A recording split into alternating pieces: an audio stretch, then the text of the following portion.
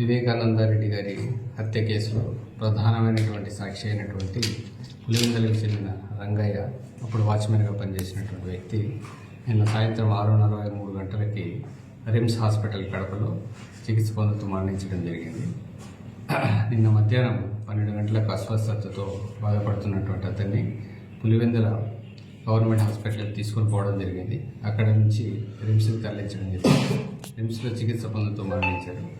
ఈ యొక్క వివేకానంద రెడ్డి హత్య కేసులో ప్రధానమైనటువంటి ముద్దాయి చనిపోవడం ఒక హై ప్రొఫెషనల్ మర్డర్గా మనము అనుమానిస్తూ ఉన్నాము. దీంట్లో భాగంగా బ్యాక్గ్రౌండ్లో ఎవరి ప్రమేయం ఉంది, అదేవిధంగా ఈ అనుమానాన్ని అన్ని కోణాల్లో కూడా దర్యాప్తు చేయడం కోసము ప్రయత్నాలు చేస్తూ ఉన్నాము. దీంట్లో భాగంగా ఇంతకుముందు కూడా ఇదే విధంగా ప్రధానమైనటువంటి సాక్ష్యం 2019 నుంచి 24 మధ్యలో 5 నుంచి 6 మంది చనిపోవడం జరిగింది. అందులో భాగంగా శంకర్ రెడ్డి 2019లో చనిపోవడం జరిగింది.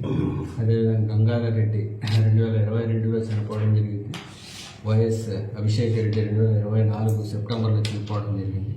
నారాయణ అనే వ్యక్తి చనిపోవడం జరిగింది. ఇప్పుడు రంగన్న 2025 మార్చిలో చనిపోవడం జరిగింది. ఇంతకుముందు కూడా సాక్షులు చనిపోయిన క్రమంలో పోలీసులు వాళ్ళ చనిపోయారు, సిబిఐ వాళ్ళ ద్వారా చనిపోయారు అనేసి విధంగా అసత్య ప్రచారం చేస్తూ ఉన్నారు. దీన్ని అన్ని కోణాల్లో దర్యాప్తు చేస్తూ ఉన్నాము. దీని వెనక ఎవరున్నారు, ఎందుకు ఇలా చేస్తున్నారు, ఆ ప్రధానమైనటువంటి కేసులో భాగంగా దీన్ని కప్పిపుచ్చే ప్రయత్నాలు ఏమైనా జరుగుతున్నాయా అనే అన్ని కోణాల్లో కూడా ఈ కేసుని దర్యాప్తు చేయడం జరుగుతుంది. దీనికోసం ఒక ప్రత్యేకమైనటువంటి టీంని ఏర్పాటు చేయడం జరిగింది. ఆ టీం సైంటిఫిక్గాను మిగతా అన్ని రంగాల్లో అన్ని డాక్యుమెంట్స్ని వెరిఫై చేయడం జరుగుతుంది. ఆ కేసు ఇన్వెస్టిగేషన్ని త్వరితగతిన కంప్లీట్ చేయడం జరుగుతుంది.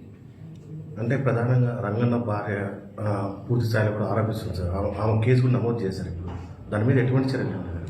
ఆమె అనుమానాస్పద కేసు కింద కంప్లైంట్ ఇవ్వడం జరిగింది. ఆమె కేసుని బేస్ చేసుకొని అనుమానాస్పద మరణం కింద కేసు రిజిస్టర్ చేయడం జరిగింది.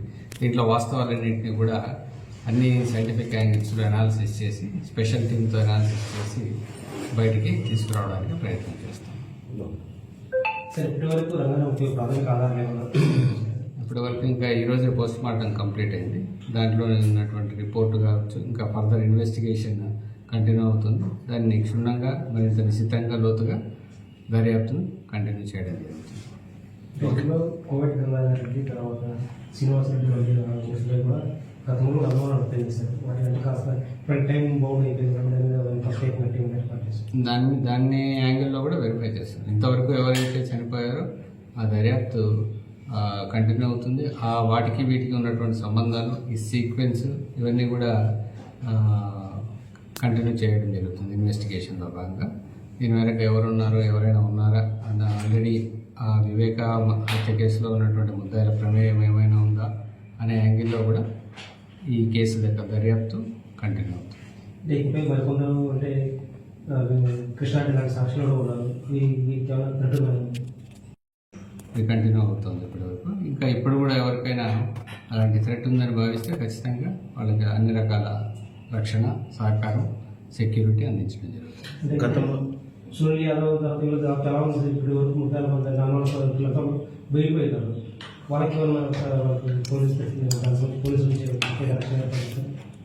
అన్ని రంగాల్లో కూడా అన్ని కోణాల్లో కూడా వెరిఫై చేస్తాం.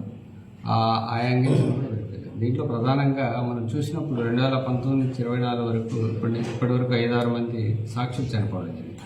కాబట్టి సాక్షులు ఎందుకు చనిపోతున్నారు, దీని వెనక ఏమైనా ఉందా, ఏ కారణాలతో చనిపోయారు, ఏ పరిస్థితుల్లో చనిపోయారు అనేటివి ఆరోగ్యకరమైనటువంటి కారణాల వెనుక 5 సంవత్సరాల్లో 5-6 మంది చనిపోవడం అనేటటువంటిది ఒక విస్తుగొలిపే విషయంగా భావిస్తూ దర్యాప్తును కంటిన్యూ చేయడం జరుగుతుంది. ఓకే.